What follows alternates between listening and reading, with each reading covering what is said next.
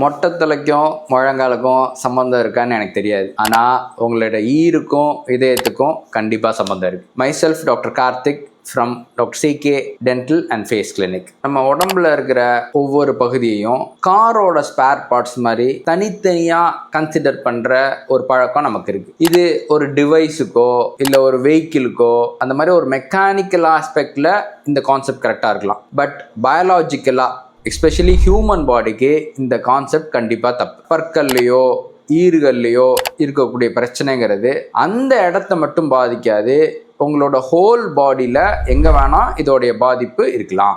ஈரில் இருக்க இன்ஃபெக்ஷனுங்கிறது அது அதிகமாகி உங்களோட ரத்தத்தில் கலந்து அந்த பாக்டீரியா உங்களுடைய இதயத்தில் இருக்க வால்வில் ஒரு பிரச்சனையை கொடுக்கலாம். இல்லைன்னா அந்த இதயத்துக்கு சப்ளை பண்ணுற இரத்த குழாய்களில் அடைப்பு ஏற்படலாம். அதனால ஹார்ட் அட்டாக் கூட வரலாம்.